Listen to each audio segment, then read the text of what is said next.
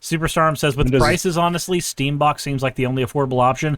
I think it's really interesting that with all of this going on, Steam's just like, what if we made you a gaming PC for a few $100s? How much is a Steambox? Steambox is going to be, I believe, $600 on release. So here's the crazy thing about that, is that back when I first got into gaming, we're talking 90s, like N64 era. Yeah. The consoles were like $200, and if you wanted a computer, it was going to be at least $600. Yeah. And if you wanted a computer that could game, it would be at least $1,000. So, given that, given that context, the Steam, whatever the fuck it's called, Steambox. Yeah, sure. That is a little on the pricey side, but given that all the other consoles have basically become the same price, like what's the Switch 2? Switch 2 is $450. Yeah. PS5, is it PS5 now, or have they come out with the 6 yet? It's PS5. And it's about 500, right? 500 to 600. Yeah. So like, it's basically the same price as the consoles. I don't know. But also it's because of Steam that Linux is actually being like, it's pretty good for gaming now. Like most of the games will run fine because they did the Steam Deck thing. And in order to do that, they had to create like the compatibility layer or whatever. I don't understand how it works. I just know that it does.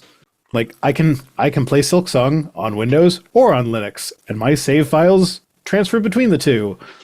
So it's fine. So yeah, I highly recommend Linux. Switch to Linux. I still stream on Windows, and I still edit my videos on Windows. But that's it. Everything else I do in Linux. Storm says the PS5 got a price increase. It's $550 now. Yeah, it's about what I'd expect. What's interesting is that, like, with... so consoles are considered loss leaders for the most part, for most companies now, because the PS3 was $600 when I was in high school, and we haven't seen an inflation on that price. Now, granted, that price was exorbitant as fuck when it came out, but the fact that we don't see those prices anymore, I think is a good sign. Yeah, they just make it up for it by charging $80 for a game. Yeah, that's the part that I'm not super thrilled about. And then fucking Team Cherry shows up with a $20 masterpiece. Although I do dislike how Team Cherry is always in the news as being like, oh, this team of 3 people has created a game that is like undercutting the whole industry. When there's much more than that. Yeah, like just read the fucking credits. The credits are long on that game. Like it's not as long as a AAA title, but there's a lot more than 3 people in those credits. And they're not all just voice actors. Because, like, I could understand how you could say 3 people made the game if it was those 3 people and the voice actors. But it's not. There's playtesters, there's debuggers, there's... I don't even fucking know what the things are. Like, there's so many more people than just the 3 of them. Yes, they're an indie studio. Yes, they are small compared to AAA stuff. But stop saying it's 3 people. It was a whole team of people. Yeah. Yeah. That said, I do... Why does it always tell me Hats Off is out of stock? I don't know. Is it out of stock for points a thing? Or do I have a limit on that I'm not aware of? I will say I do wish that games were more affordable. Thankfully, my gaming has been subsidized by Magic the Gathering. So, my the card shop that I go to... The card shop that I go to all the time actually sells video games, and they get video games new on release. So the last 2 new games I've bought, I just bought with my tournament winnings. Nice. So I'm happy that my trading card habit has subsidized my video game habit. Whatever works. Okay. Elon retweeted a guy who said it's deeply weird that the absolute top priority for a lot of Americans and European politicians is bringing millions of unvetted third world immigrants. Bringing in millions of unvetted third world immigrants. That is not the priority.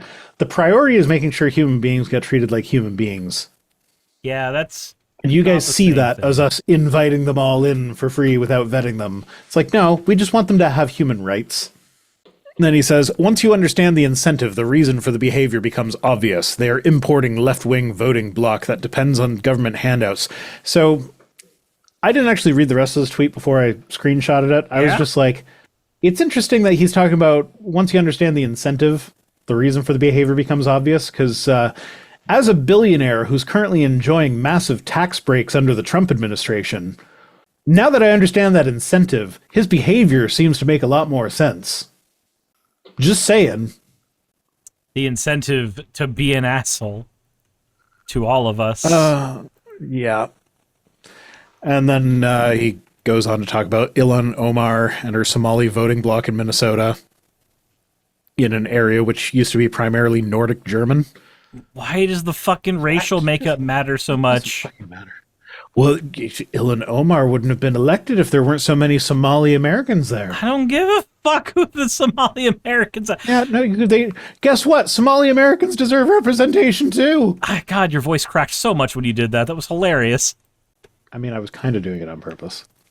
It didn't make it not hilarious. Okay. Yay, I did a funny on purpose. You did. Yay. It's always fun when that happens.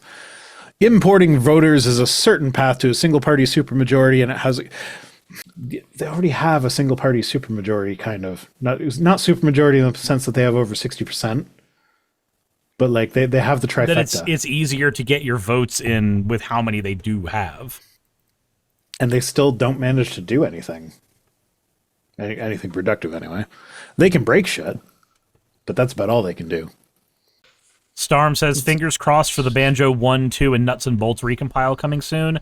I am happy that the Banjo recompile is going to be happening. I'm hoping that it ends up being a gateway to some decent modding. I've got the... I just can't wait for the modding community behind Silksong to get a mod installer working. Yeah. Because this whole using BepInEx to like download stuff and put it in the correct folder and then fiddle around with menus in the game. It's like, that's a lot of effort. I'd rather just click the install button. Yeah. But I mean, Hollow Knight was out for a long time before Silksong came out, so like they had a lot of time to develop tools like that. But Terran Ambassador says Nuts and Bolts re-release. Neat. Yeah, it'll be so cool for the 3 fans of Banjo-Kazooie Nuts and Bolts.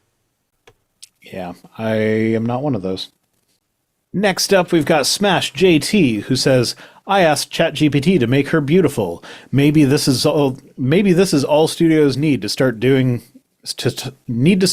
if they want sales and avoid layoffs. Okay, the studios don't want to avoid layoffs. They want more layoffs because more layoffs equals more money for them. Yeah, you're confusing how the game industry functions. It is largely a industry that uses freelance work to the point where it basically abuses them. Mm-hmm.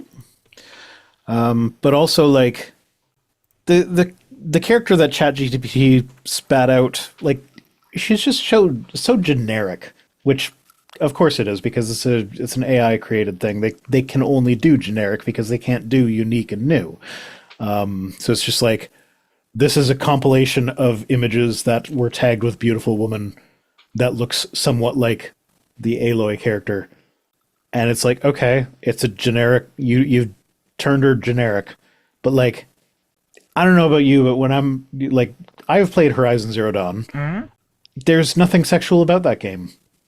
Why do you need the character to be sexy? I need to be able to fap to it. Like, I haven't gotten through the whole thing. Maybe there is a romance or something in it later. I don't know. But like, you're just like, in the first game, Aloy, like, I got the impression that Aloy is basically a kid.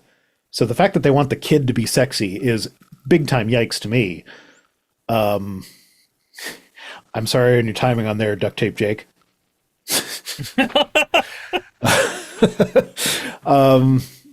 But yeah, no, like it's not like that is not a game that I have ever played thinking this character should be sexy. I'll say this, if I'm playing a game for a long time, if the character is sexy, then that's fine. That's fantastic. Hell yeah, I might look up porn of them later. But it's not a necessity.